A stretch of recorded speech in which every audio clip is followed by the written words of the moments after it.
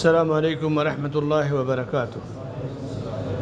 الحمد للہ نحمده ونستعینه ونستغفره ونعوذ باللہ من شرور انفسنا ومن سیئات اعمالنا من يهده الله فلا مضل له ومن يضلل فلا هادي له واشهد ان لا اله الا الله وحده لا شريك له واشهد ان محمدا عبده ورسوله اما بعد يا أيها الذين آمنوا اتقوا الله حق تقاته ولا تموتن إلا وأنتم مسلمون يا أيها الناس اتقوا ربكم الذي خلقكم من نفس واحدة وخلق منها زوجها وبث منهما رجالا كثيرا ونساء واتقوا الله الذي تساءلون به والأرحام إن الله كان عليكم رقيبا يا أيها الذين آمنوا اتقوا الله وقولوا قولا سديدا يصلح لكم أعمالكم ويغفر لكم ذنوبكم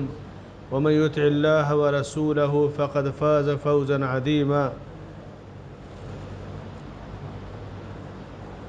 رب اشرح لي صدري ويسر لي أمري واحلل عقدة من لساني يفقه قولي سبحانك لا علم لنا إلا ما علمتنا إنك أنت العليم الحكيم۔ محترم دوستوں اور بھائیوں، عزیز اور ساتھیوں، اللہ کے فضل اور اس کی توفیق سے آج بروز اتوار 26 فروری 2023 تلوجہ نیو بمبئی کے اس مقام پر اس چھوٹی سی مسجد التوحید میں ہم لوگ ایک اہم موضوع پہ گفتگو کے لیے حاضر ہیں۔ ممبئی کے کسی علاقے میں جب کسی بیسمنٹ میں، کسی پارکنگ میں، چھوٹے سے گالے میں کہیں مسجد نظر آتی ہے تو اس سے جہاں ایک طرف یہ سمجھ میں آتا ہے کہ مسلمان زوال کی طرف ہے، اس لیے کہ کسی زمانے میں جب مسلم حکومتیں قائم تھیں ہندوستان میں تو جہاں ضرورت پڑتی عالی شان مسجدیں بن جاتی تھیں، اور آج بھی جہاں مسلم حکومتیں ہیں، جہاں عوام کو ضرورت ہے، عالی شان مسجدیں بن جاتی ہیں۔ عبادت کرنا صرف کام ہے، لیکن ان حالات میں جہاں آدمی اپنی روٹی کے لیے پریشان ہے، بمبئی جیسے مہنگے شہر میں اپنے لیے مکان یا چھاؤں کے لیے پریشان ہے، مسجدیں بنانا، مسجدوں کا انتظام کرنا یہ بہت بڑا اور مشکل کام ہے، لیکن اللہ کے دین سے جڑے رہنے کے لیے عبادت سنت کے مطابق ہو، جماعت کے ساتھ ہو، اللہ تعالیٰ اپنے بندوں کو توفیق دیتا ہے، اور جہاں جس بھی شکل میں ہوتے ہیں وہ اپنی مسجدوں کو قائم کر لیتے ہیں۔ یعنی اس گئے گزرے دور میں بھی ہم حکومتی لحاظ سے، اکنامک لحاظ سے بھلے کمزور ہیں، لیکن ایمانی لحاظ سے اللہ نے ہمیں ایک قوت اور جذبہ عطا کیا ہے کہ مسلمان کہیں بھی پہنچ جاتا ہے تو سجدے کے لیے، جماعت کی نماز کے لیے مسجد کا انتظام کرتا ہے۔ یہ ایمان کی علامت ہے۔ حکومتیں آتی جاتی ہیں، اقتدار الٹتے پلٹتے رہتا ہے، 700-800 سال مسلمانوں نے حکومت کی، 150 سال انگریزوں نے، پھر یہ آگے کون سا دور آئے گا کوئی نہیں جانتا، لیکن ہمارا ایمان، عمل، تقوی یہ اپنے سلسلے پہ قائم رہنا چاہیے۔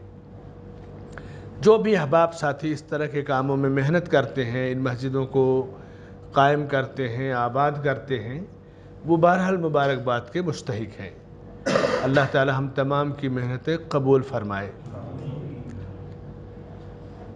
مساجد اللہ کا گھر ہے، اللہ کی بندگی کا ایک بہترین ذریعہ یہ مسجدوں سے آواز دی جاتی ہے، مصلی جماعت کے ساتھ نماز پڑھتے ہیں۔ پوری دنیا میں اللہ کے نزدیک سب سے بابرکت اور مقدس جگہ مسجدیں ہوتی ہیں۔ احب البلاد الی اللہ مساجدها وابغض البلاد الی اللہ اسواقها۔ بری جگہ بازار ہے، اچھی جگہ مسجد ہے۔ اب تو بازار میں جانے کی ضرورت نہیں ہے، اب تو بازار آدمی کے ہاتھوں میں ہے۔ پوری دنیا کا بازار، دنیا کی مارکیٹ آدمی کے سامنے اسکرین پر ہے، اور اچھے برے سارے فیصلے بیٹھے بیٹھے کر لیتا ہے، مگر جہاں سے بازار دیکھتا ہے، اچھے برے فیصلے دیکھتا ہے، وہیں سے ایمان اور تقوی، قرآن کریم تلاوت اور دین کی باتیں بھی آپ کو مل جاتی ہیں۔ اب یہ چیزیں ایمان اور تقوی سے جڑی ہیں کہ کسی کے سامنے فل اختیار ہے تو اپنی چوائس میں وہ کیا رکھتا ہے۔ یہ ٹیکنالوجی ہے، سب کے ہاتھ میں، سب کے جیب میں ہوتی ہے۔ اب آپ اس کا کیا استعمال کرتے ہیں؟ ایک گلاس آپ کو ملا، پینے والا اس میں شراب بھی پیتا ہے گلاس ہی میں، پینے والا اس میں پانی بھی پیتا ہے، پینے والا اس میں جو ضرورت کی چیزیں ہیں جائز وہ بھی پیتا ہے۔ گلاس وہی ہے، ٹیکنالوجی وہی ہے، استعمال کرنے والا شر فساد پھیلاتا ہے، دھوکہ دیتا ہے، اس سے بھلائی کا کام بھی ہوتا ہے۔ بس تقوی کو سمجھنے کے لیے یہ معیار کافی ہے کہ انسان کو جب اختیارات ہوں اور ان اختیارات کا صحیح استعمال کرے، یہی تقوی ہے۔ تقوی کہتے ہیں وقایہ سے، یعنی بچنا۔ کس چیز سے بچنا؟ گناہ سے بچنا، اللہ کی نافرمانی سے بچنا۔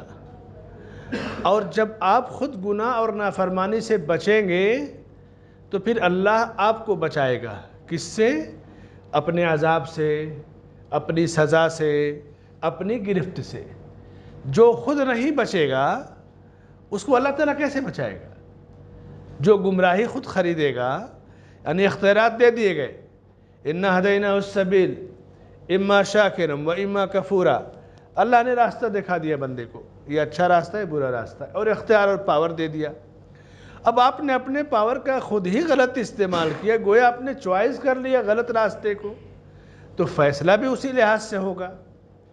اسی لیے ایک حدیث میں اللہ کے نبی صلی اللہ علیہ وسلم فرماتے ہیں ان اللہ لا ينظر الى اجسامکم ولا الى صورکم ولكن ينظر الى قلوبکم، اللہ تمہارے جسم کی ساخت، بناوٹ، ڈیل ڈول کو نہیں دیکھتا ہے، کتنے فٹ کتنے انچ کے تھے، اس سے نہیں مطلب ہے، شکل کیسی ہے یہ بھی نہیں دیکھتا ہے، تمہارے دلوں کو اور تمہارے اعمال کو دیکھتا ہے۔ جب تمہارے دل درست ہوں گے تو تمہاری شکل سے تمہارا عمل جھلکے گا، تمہارے چہرے سے نورانیت جھلکے گی، تمہاری زبان سے اللہ کی اطاعت کے الفاظ ادا ہوں گے، تمہاری نگاہیں بھی اللہ کے حکم کے تابع ہوں گی، تمہارا قدم بھی اللہ کے حکم کے تابع ہوگا۔ کیوں؟ جب اندر صحیح رہو گے تو پھر باہر ہر چیز صحیح رہے گی۔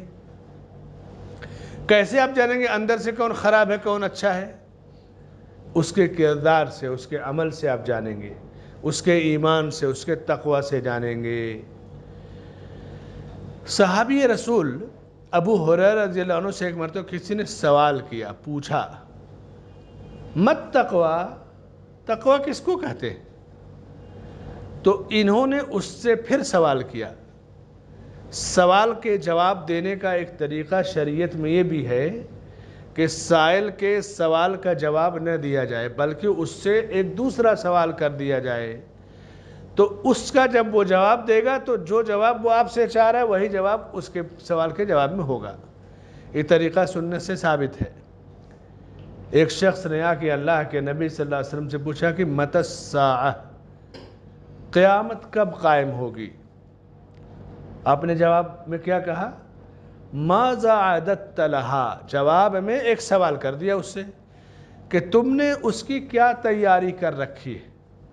جب کسی چیز کے بارے میں پوچھتے ہو کچھ تیاری کر رکھے ہو، تو پھر اس نے کہا کہ بہت عمل تو نہیں، اللہ کے سے اس کے رسول سے محبت ہے، اور اس نے بتایا، تو آپ نے کہا جس سے بندہ محبت کرتا ہے قیامت کے دن ان کے ساتھ ہوگا۔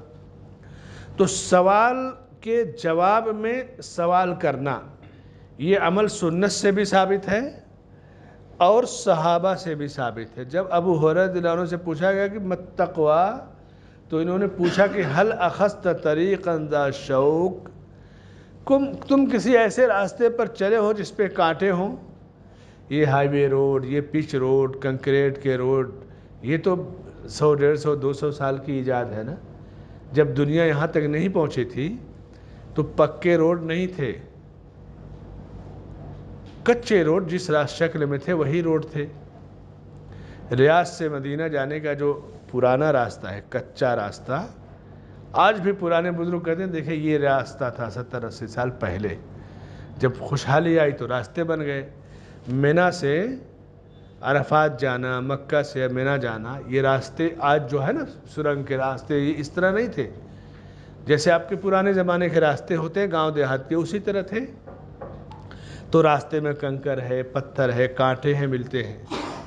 آج ہائی وے روڈ ہے، پکے راستے ہیں، تو اس میں کانٹا تو نہیں ملے گا لیکن گڑھا ملے گا، کھڈا جگہ جگہ ملے گا، پتھر رکھا ہوا ملے گا۔ تو سوال وہی ہے کہ کیا تم نے ایسا راستہ سفر کیا، ایسے راستے پہ جہاں کانٹے وغیرہ ہو؟ کہا کہ ہاں کیا تو ہے، کہیں بھی جاؤں گے تو راستے میں کانٹے، انگر، کنکر، پتھر ملیں گے۔ کہا کیا کرتے ہو جب کنکر پتھر یا کانٹے آ جاتے ہیں؟ تو کہا کہ جب میں دیکھتا ہوں کہ یہ کانٹے ہیں، مجھے چبھ جائیں گے، تو میں دائیں یا بائیں سے نکل جاتا ہوں۔ جیسے آپ راستے میں گڑھا دیکھتے ہیں، ہائی وے پہ بہت بڑا بریکر دیکھتے ہیں، تو اس سے بچنے کے لیے گاڑی سلو کر کے پھر نکلتے ہیں، یا دائیں بائیں تھوڑا سا کٹا ہوا راستہ ہے تو اس سے نکالتے ہیں گاڑی، بالکل سے وہی چیز ہے۔ کہا اس سے گزر جاتا ہوں اپنا دامن بچا کے۔ تو کہا یہی تقوی ہے کہ زندگی میں آدمی سفر طے کرے، اس کے سامنے گناہوں کا موقع آئے۔ تاجر کو تجارت میں حرام روزی کا موقع ملتا ہے، بزنس مین کو بزنس میں ملتا ہے، سیاستداں کو راجنیتی میں حرام کھانے کا موقع ملتا ہے، ملازم کو ملازمت میں ملتا ہے۔ جہاں آدمی جس طرح کا پاور ہے وہ چاہتا ہے تو بہت سارے کام کر لیتا ہے، لیکن اللہ کے خوف سے وہ امانت داری سے کام لیتا ہے۔ تو کہا بس یہی ہے کہ تمہیں موقع ملے گناہ کرنے کا، لیکن اللہ کے خوف سے اپنے آپ کو گناہوں سے بچا لے جاؤ، یہی تقوی ہے۔ بس کوئی بہت بڑی چیز تقوی نہیں ہے، یہی تقوی ہے کہ اپنے آپ کو گناہوں سے بچا لے جاؤ۔ اور جب تم گناہوں سے اپنے آپ کو بچاؤ گے تو تمہارا رب عذاب سے تمہیں بچا لے گا، سزا سے بچا لے گا۔ کتنا آسان سا راستہ ہے تقوی، کتنی پیاری سی تصویر ہے۔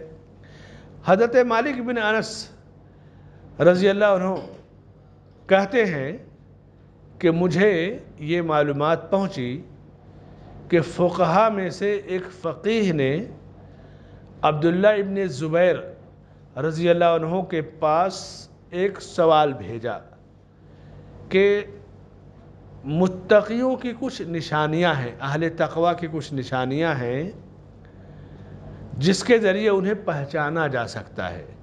کسی آدمی کو کیسے جانیں گے کہ متقی ہے کہ گنہگار ہے؟ کیسے ہم پہچانیں گے؟ تقوی تو دل میں ہوتا ہے، دل تو کسی کا چیر کر دیکھیں گے نہیں، لیکن ظاہری نشانیاں کچھ ہیں، وہ ذرا مجھے بھیجیے تاکہ میں جان جاؤں کہ تقوی والا کون ہے۔ تو عبداللہ ابن زبیر رضی اللہ عنہ نے چند نشانیاں لکھ کر کے بھیجی۔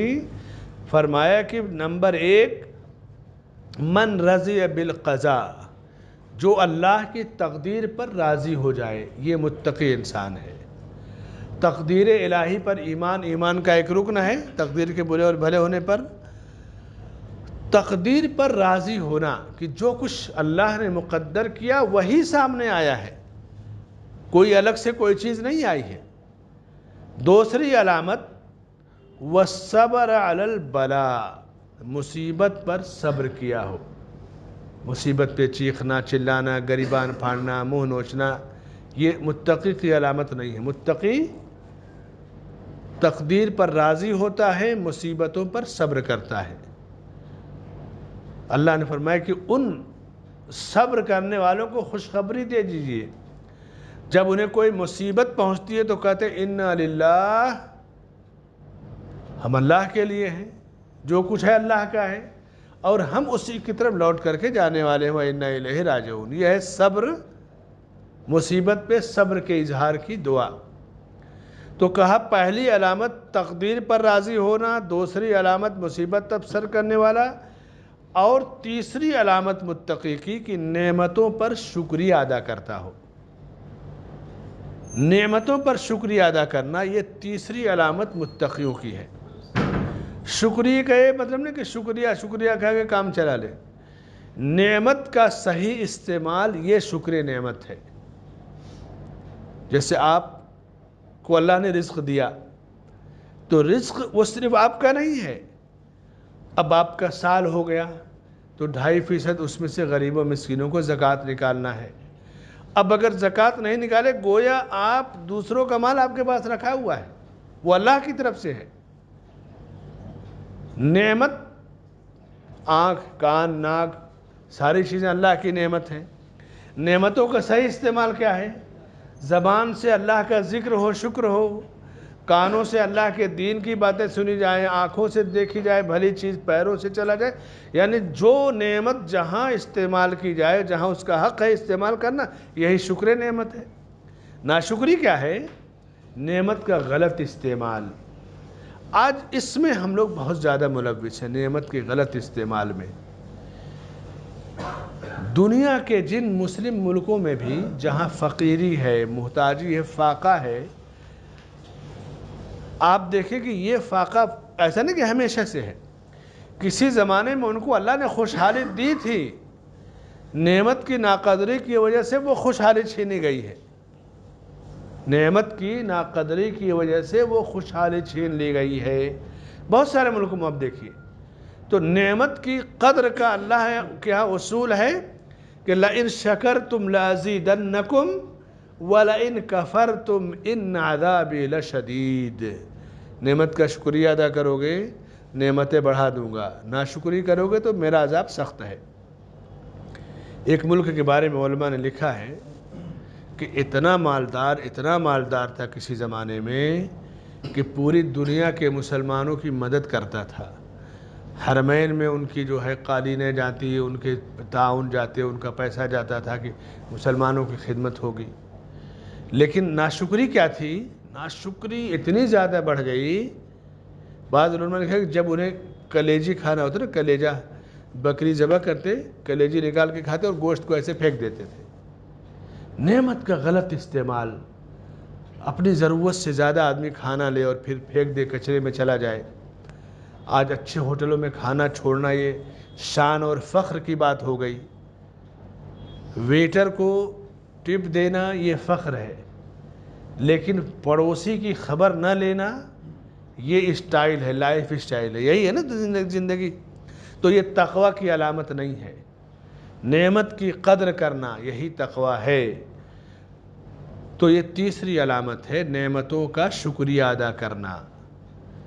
چوتھی علامت متقی کی وَصَدَقَ فِي اللِّسَان، سچ بولنا۔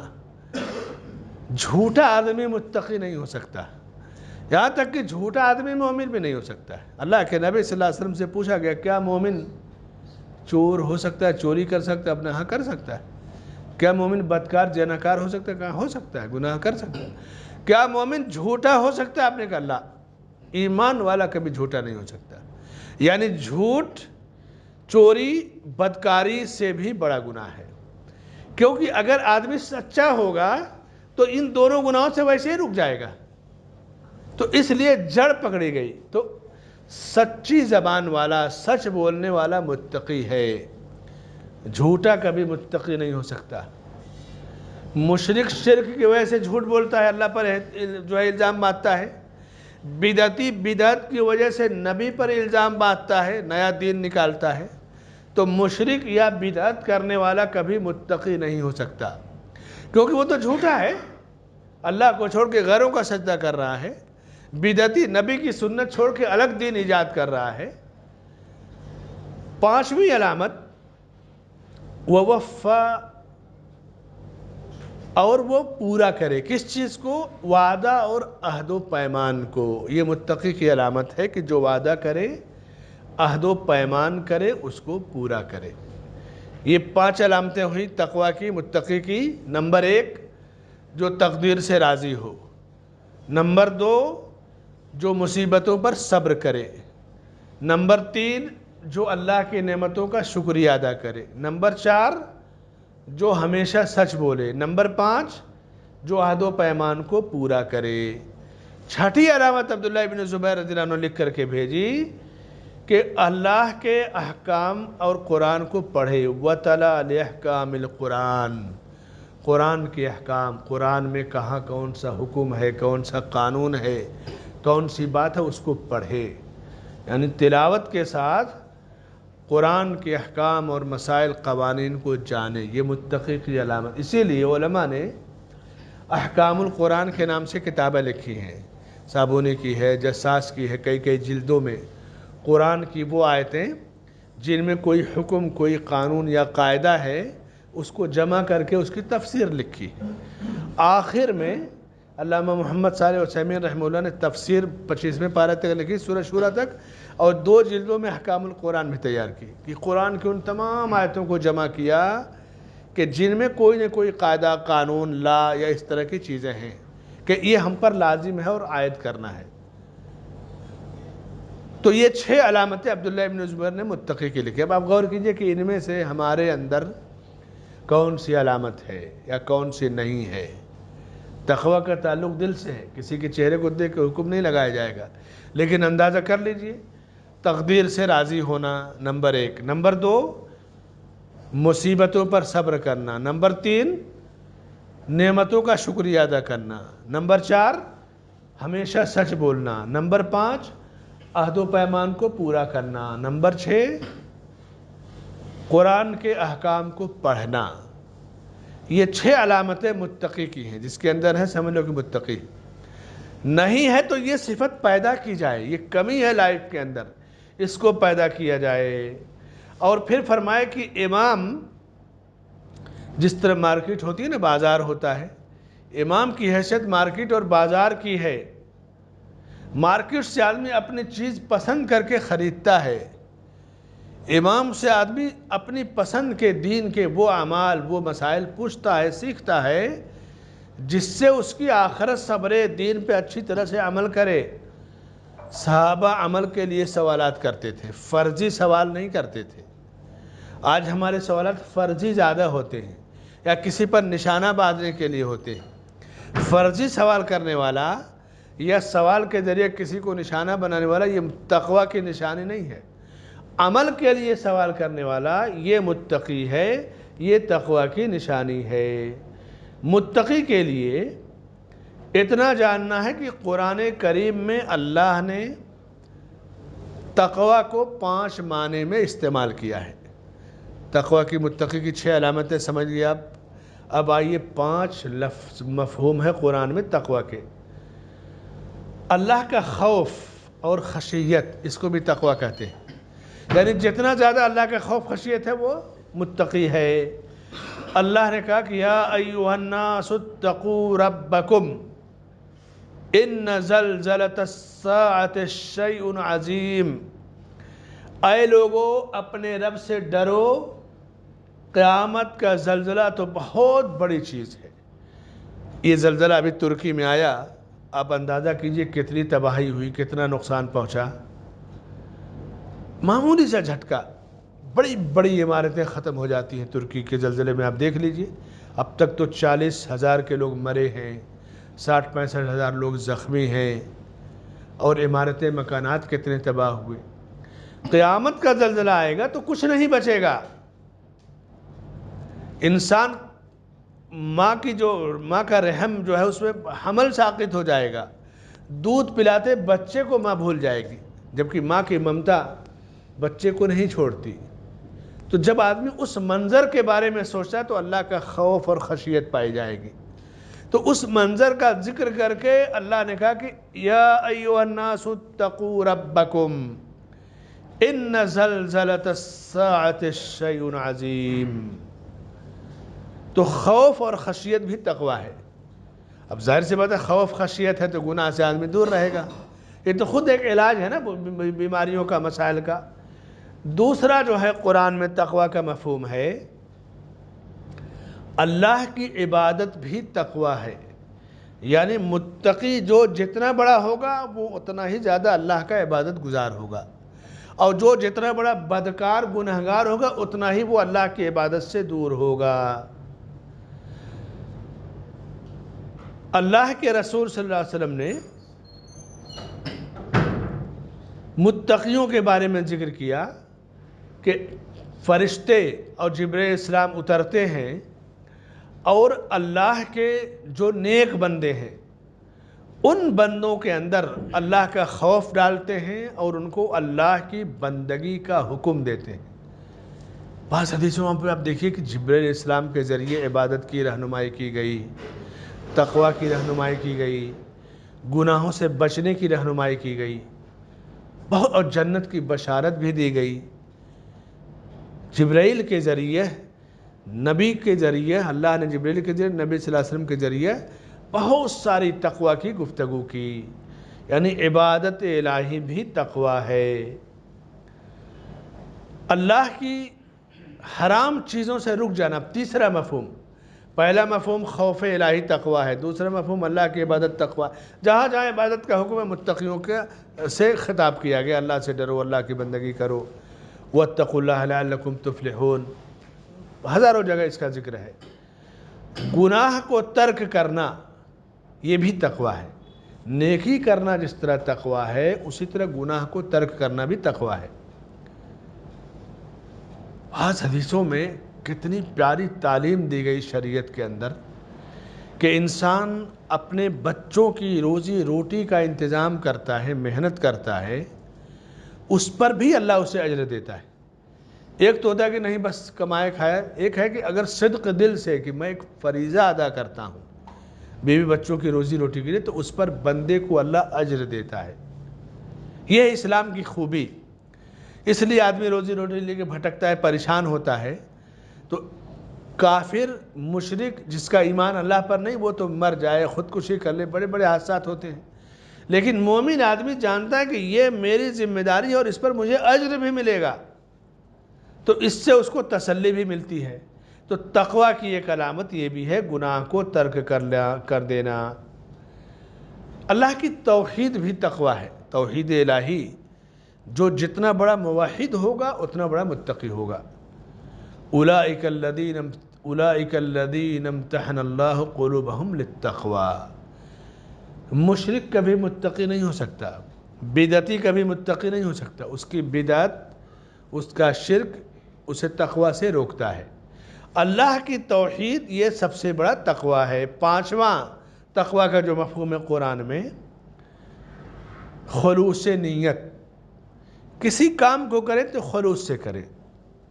جیسے آپ وضو کر رہے ہیں، جلدی جلدی کر لیں، کوئی کیا جانتا ہے کہ آپ نے وضو کیا کہ نہیں کیا؟ غسل کر لیں، طہارت کر لیں، کوئی پکڑنے والا ہے آپ کو؟ طواف کر رہے ہیں، 7 کے بجائے 5 چکر کے بعد نکل آئے کہ ہو گیا طواف، کوئی آپ سے پوچھنے جاتا ہے؟ لیکن اللہ نے کہا کہ ذَلِكَ وَمَن يُعَظِّمْ شَعَائِرَ اللَّهِ فَإِنَّهَا مِن تَقْوَى الْقُلُوبِ۔ اللہ کے احکام کی، شعائر کی جو تعظیم کرے گا وہ متقی ہے۔ یعنی آپ وضو کر رہے ہیں، کسی کو دکھانے کے لیے نہیں، غسل کر رہے ہیں، کسی کو دکھانے کے لیے نہیں، روزہ رکھتے ہیں، آدمی چھپ کے کھا سکتا ہے لیکن آدمی اللہ کے خوف سے نہیں کھا رہا ہے۔ تو عبادتوں کو اچھی طرح ادا کرنا، اللہ کی نشانیوں کی قدر کرنا، یہ تقوی ہے۔ اللہ نے جو شعائر مقرر کیے کہ یہ تمہارا یہ عبادت کی جگہ ہے، جمرات ہے، صفا ہے، مروہ ہے، اس کو تو خاص طور سے کہا ان الصفا والمروۃ من شعائر اللہ، صفا مروہ اللہ کی نشانیاں ہیں، تو اللہ کی نشانیوں کی قدر کی جائے گی۔ قدر کیا ہے؟ جس کام کو کرنے کا حکم ہے وہاں پہ اس کام کو کیا جائے گا۔ یہ 5 معنی مفہوم قرآن میں تقوی کا ہے، اور بہت سارے مفہوم ہیں، اب آگے بڑھتے ہیں۔ آدمی تنہا ہوتا ہے، تنہائی 2 طرح سے آدمی کی کٹتی ہے۔ آج تو تنہائی، اگر آپ کے پاس نیٹ ورک ہے تو پھر پوری دنیا آپ کے ہاتھ میں ہے، جیسے چاہیے کاٹیے۔ صحابہ کی تنہائی کیسے کٹتی تھی اور اللہ والوں کی، ایک اندازہ کیجئے کہ تقوی سے ہم کتنے دور ہیں۔ صحیح مسلم کی بڑی مشہور حدیث ہے، اللہ کے نبی صلی اللہ علیہ وسلم ایک مرتبہ اپنے گھر میں داخل ہوئے۔ گھر میں ام المومنین عائشہ صدیقہ رضی اللہ عنہ تنہا موجود تھی اور رو رہی تھی۔ کوئی آدمی گھر میں داخل ہو، اس کی وائف رو رہی ہو تو گھبرائے گا کہ نہیں؟ کوئی پریشانی، کوئی بیماری، کیا میٹر ہے؟ آپ نے پوچھا عائشہ ما یبکیک، کس وجہ سے رو رہے ہو؟ کیوں رونا کس لیے آ گیا؟ اب دیکھیے کہ حضرت عائشہ تنہا ہیں، تنہائی میں رونے کی وجہ بتایا کہ ذکرت النار فبکیت، میں تنہا بیٹھی تھی، بیٹھی بیٹھی میں جہنم کو یاد کر کے رونے لگی۔ یہ ہے تقویٰ۔ ہے کوئی ہم میں سے آج کے اس دور میں خاص طور سے ہماری تنہائیاں تو اس انداز سے گزرتی ہیں کہ ہم کسی کو بتا نہیں سکتے کہ میں نے تنہائی میں کیا کیا۔ یہ تو بندے اور رب کے درمیان کا معاملہ ہے، تو اللہ ہمارے گناہوں پہ پردہ ڈالتا ہے۔ حضرت عائشہ کہتی ہے کہ میں نے جہنم کو یاد کیا، رونا آ گیا، بس یہی سوچ کے رو رہے اور کوئی بات نہیں۔ پھر انہوں نے اللہ کے نبی صلی اللہ علیہ وسلم سے سوال کر دیا، آپ تو نبی ہے، رسول ہے، قیامت کے دن اونچے مقام پر فائز ہوں گے، یہ بتائیے کہ اس دن آپ اپنے گھر والوں کو یاد رکھیں گے یا بھول جائیں گے؟ سوال کر دیا۔ یہ ہے دور اندیشی، یہ ہے علم حاصل کرنے، علم کی تڑپ۔ اب بڑا سوال، اللہ کے نبی صلی اللہ علیہ وسلم نے کہا کہ عائشہ 3 جگہیں ایسی ہوں گی جہاں کوئی کسی کو نہیں یاد کرے گا، میں بھی نہیں یاد کروں گا تمہیں۔ صاف ستھری بات۔ کیوں یہ وضاحت کی؟ تاکہ انسان اپنے عمل اور تقوی کے ذریعے ان جگہوں سے کراسنگ کی گزرنے کی تیاری کر لے۔ جھوٹی تسلی یہ نہیں ہے دین کے اندر۔ آج صورتحال یہ ہے کہ لوگوں کو عمل سے کون روکتا ہے؟ وہ پیر جو شیطان کے نام پر پیری کرتا ہے کہ تم نے فلاں کو پیر بنا لیا، فرشتے سوال کا جواب کریں گے تو پیر صاحب آ کے قبر میں جواب دے دیں گے۔ مرنے کے بعد باقاعدہ اب تو اتنے کی جگہ الاٹ ہوگی جنت کی، اتنا جو ہے پیسہ لاؤ، اور لکھ کر دے دیتا ہے آج پیر کی اس کی قبر میں جو ہے ڈال دو، اس کو جنت میں اتنی جگہ مل گئی۔ یہی صورتحال ہے نا۔ یہ اعمال جہاں بندے کو یہ کام تقوی سے، عمل سے روک رہے ہیں، وہیں اللہ رب العالمین کے دین سے دور کر رہے ہیں۔ نبی نے کہا کہ عائشہ 3 جگہوں پر کوئی کسی کو نہیں یاد کرے گا۔ نمبر 1، جہاں نامہ عمل تقسیم ہوگا، رزلٹ تو تیار ہو جاتا ہے، آدمی دنیا میں یہ کلاس لے رہا ہے، اور اس کے بعد قبر میں ایگزام ہو جائے گا سوال کے ذریعے۔ پورے 3 سوال پر ہی پوری زندگی ہماری گھومتی پھرتی رہتی ہے، اور پھر رزلٹ تیار ہو جائے گا۔ تو اب جس کو رزلٹ ملے گا، جب تک یہ نہ جان جائے کہ اس کا نامہ عمل دائیں ہاتھ میں ملا یا بائیں ہاتھ میں، سب چیز بھولا رہے گا، کچھ نہیں یاد کرے گا۔ اتنا نازک موقع ہوگا۔ وَأَمَّا مَنْ أُوتِيَ كِتَابَهُ بِيَمِينِهِ فَيَقُولُ هَاؤُمُ اقْرَءُوا كِتَابِيَهْ، جس کو اس کا نامہ عمل دائیں ہاتھ میں ملے گا، کہے گا کہ میرا ذرا دفتر یا رزلٹ پڑھو، خوش رہے گا کہ ذرا دیکھ لو اس کو بھی۔ آدمی کو کچھ ترقی ملتی ہے تو بتاتا، گھومتا پھرتا ہے نا، شیئر کر لے گا۔ آج کے دور میں فیس بک پر شیئر کر لے گا، دیکھو یہ ترقی ہے میری، واٹس ایپ کے گروپ میں ڈال دے گا، تو اس دن لوگوں سے کہے گا کہ پڑھو ذرا دیکھو کیا لکھا ہے۔ اسے پتا ہے کہ میں کامیاب ہوں، لیکن اپنی کامیابی دوسروں سے جانے کے اور خوش ہوگا۔ پھر لوگ کہیں گے تم تو کامیاب ہو، تو کیا کہے گا؟ انی ظننت انی ملاق حسابیہ، میں جانتا تھا کہ مجھے حساب کتاب سے گزرنا ہے، اس لیے میں نے تیاری کر رکھی تھی۔ فہو فی عیشۃ راضیہ، عیش و آرام میں راضی اور خوش ہوگا۔ اور جس کو اس کا نامہ عمل بائیں ہاتھ میں ملے گا، وہ کہے گا ہائے میری بربادی، کاش کہ مجھے میرا نامہ عمل ہی نہ دیا جاتا۔ جیسے کسی کو بری خبر بتاؤ تو کہتے ہیں یار اس سے اچھا تو بتائے ہی مت ہوتے۔ تو اس سے بری خبر کیا ہوگی اس دن؟ تو آپ صلی اللہ علیہ وسلم فرماتے ہیں کہ 3 جگہوں پر کوئی کسی کو نہیں یاد کرے گا۔ پہلی جگہ نامہ عمل جہاں تقسیم ہوگا، جب تک کہ بندہ یہ نہ جان جائے کہ اس کا نامہ عمل دائیں ہاتھ میں یا بائیں ہاتھ میں۔ دوسری جگہ جہاں نیکیاں تولی جائیں گی، میزان قائم ہوگا، ترازو ہوگا، ایک پلڑے میں نیکی ایک میں بدی، بندہ سامنے ہوگا، اس کی نیکی فرشتے نوٹ کرتے ہیں، آج اس نئی ٹیکنالوجی میں اللہ کی اس قدرت کو سمجھنا کتنا آسان ہو گیا۔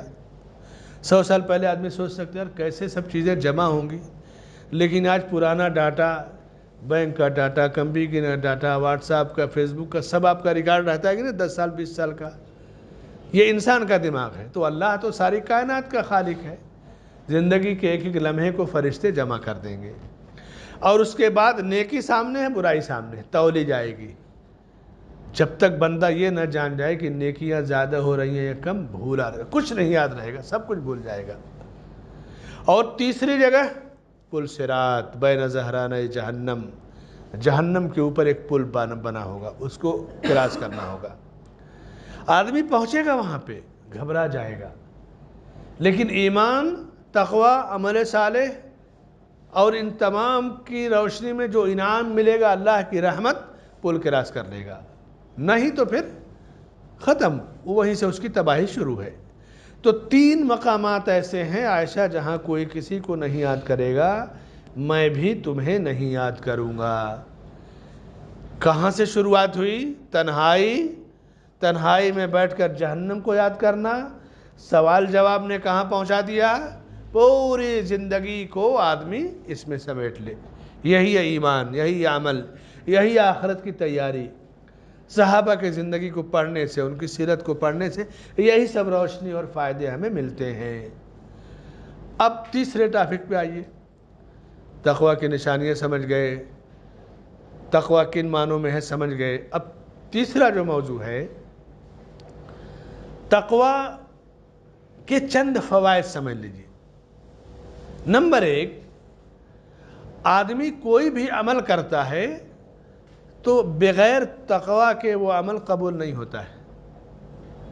ہمیشہ متقی کا عمل قبول ہوتا ہے۔ اللہ نے فرمایا کہ وَاتْلُ عَلَيْهِمْ نَبَأَ آدَمَ بِالْحَقِّ، نَبَأَ ابْنَيْ آدَمَ بِالْحَقِّ، آپ حق کے ذریعے آدم علیہ السلام کے دونوں بیٹوں کا واقعہ بیان کر دیجئے۔ آدم کون ہیں؟ دنیا کے پہلے آدمی، جہاں سے دنیا شروع ہوئی۔ ان کے بیٹے قابیل اور حابیل، دونوں سے اللہ نے کہا کہ قربانی پیش کرو۔ دونوں نے قربانی پیش کی۔ اللہ نے ایک کی قربانی قبول کی، دوسرے کی نہیں قبول کی۔ اذ قربا قربانا فتقبل من احدهما ولم يتقبل من الاخر۔ اب یہاں دیکھیے، جس کو جو متقی ہوتا ہے اللہ کے ہاں قربانی قبول ہوتی ہے۔ لوگ حسد کس سے کرتے ہیں؟ بدکار یا گناہگار سے کوئی حسد نہیں کرتا۔ یہ نہیں کہ بہت زیادہ شراب پیتا ہے مجھے بھی اتنا پینا چاہیے، فلاں بہت بڑا چور ہے مجھے بھی اتنا بڑا چور ہونا چاہیے، نہیں۔ لیکن کوئی دیندار ہے، لوگ اس کو گنائیں گے، اس کی خامیاں، اس کی برائیاں، کیونکہ ہمیشہ نیکیوں سے حسد کیا جاتا ہے۔ اس لیے آپ کہیں بھی بیٹھیں گے تو تبصرہ نیک لوگوں پر ہوتا ہے۔ نیک لوگوں کی برائیاں لوگ تلاش کریں، خامیاں۔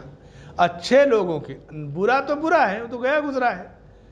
کہا کہ اللہ نے دونوں سے قربانی کا مطالبہ کیا، ایک کی قربانی قبول کی گئی، دوسرے کی نہیں قبول کی۔ پوری تفصیل ہے کہ کیا کس نے قربانی دیا اور کیا وجہ تھی۔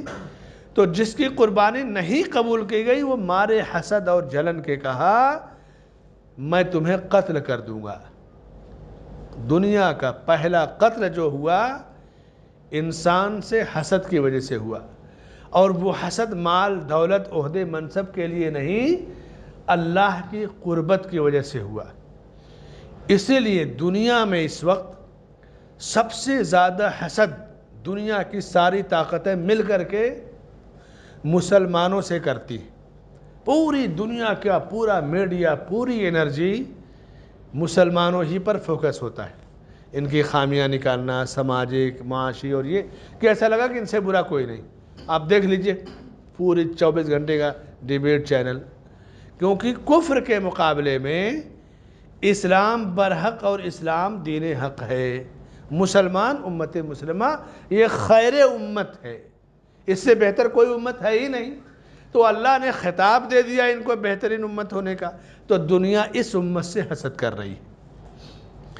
اسلام کی جتنی شکلیں ہیں، اب اسلام فرقوں میں بٹا ہے، طبقوں میں، شیعہ الگ، پھر شیعوں کے 2 گروہ، اثنا عشری شیعہ اور زیدی شیعہ، پتہ نہیں کیا، پھر بوہروں میں 4 گروہ، اس کے بعد پھر اسماعیلیہ اور پتہ نہیں بوہرے اور 10-12 گروہ، پھر اہل سنت کے نام پر گروہ اور ہزاروں ٹکڑے آپ دیکھیے۔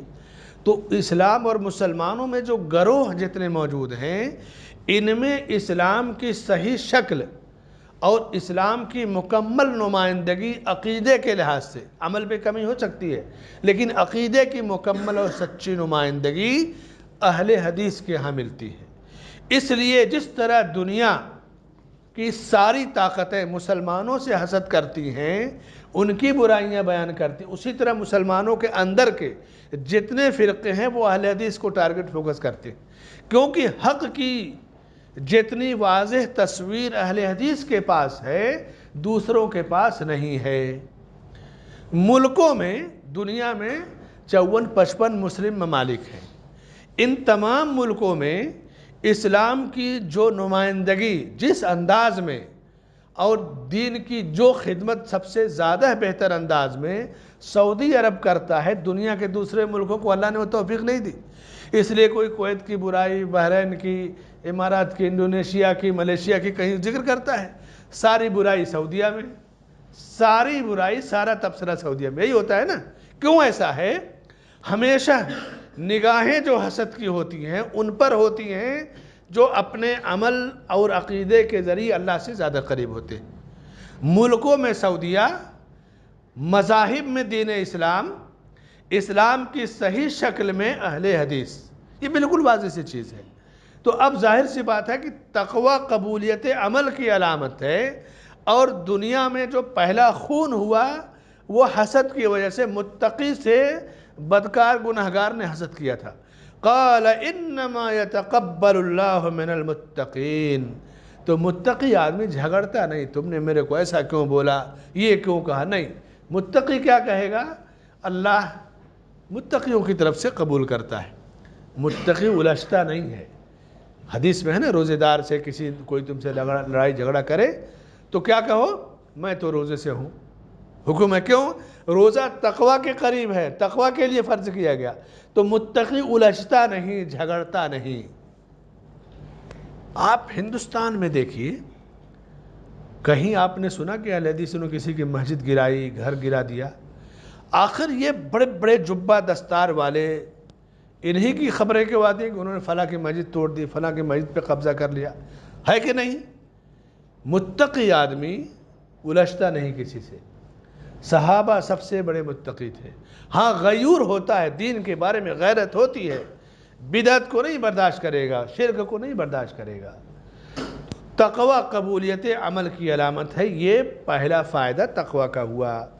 یا ایھا الذین آمنوا اتقوا اللہ وابتغوا الیہ الوسیلہ وجاہدوا فی سبیلہ لعلکم تفلحون۔ تقوی کا دوسرا فائدہ، تقوی گناہوں کی مغفرت کا ذریعہ ہے اور جنت میں داخلے کا ذریعہ ہے۔ یعنی جو جتنا بڑا متقی ہوگا اللہ اس کے گناہوں کو اتنی آسانی سے معاف کر دے گا اور جنت میں داخل کرے گا۔ وَلَوْ أَنَّ أَهْلَ الْكِتَابِ آمَنُوا